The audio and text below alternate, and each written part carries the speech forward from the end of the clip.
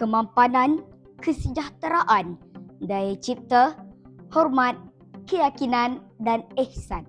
6 rukun utama aspirasi generasi Malaysia Madani yang telah diperkenalkan oleh Perdana Menteri Malaysia Datuk Seri Anwar Ibrahim menerusi Kementerian Pendidikan Malaysia.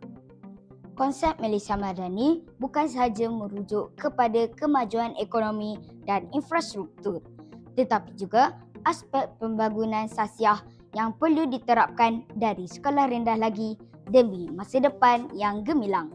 Justru itu, dalam menggapai impian, Galeri Malaysia Madani diluncurkan pada hari ini di Sekolah-Sekolah Negeri Sembilan. Penubuhan Galeri Madani bertujuan memahami, menghayati dan seterusnya mendidik murid-murid sekolah memahami definisi Madani yang sebenarnya. Assalamualaikum Puan.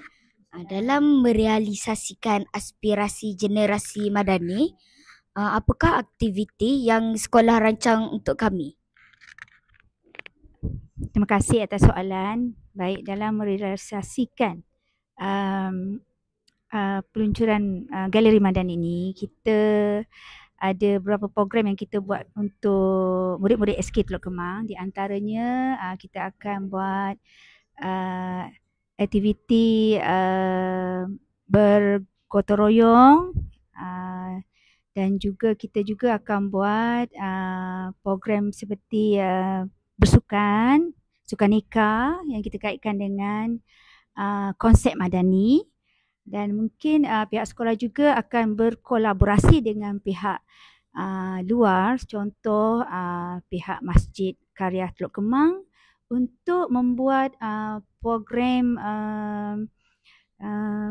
Qiyamul Lail yang berkonsep Madani untuk murid-murid kita.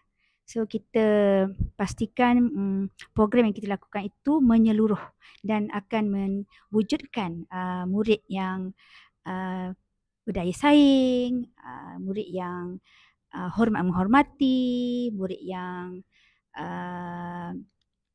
berfikir di luar kotak. Terima kasih Puan atas penerangan yang diberikan tadi. Sama. Apa lagi? Dengan tertubuhnya Galeri Malaysia Madani ini, sekolah bukan sahaja menjadi pusat ilmu, malah merupakan satu tempat sumber inspirasi generasi muda menghayati dan meneruskan legasi negara ke arah masa depan gemilang. Sekian sahaja daripada saya, Muhammad Iman Muayyad bin Ashar, selaku wartawan TVPSS SK Teluk Kemang.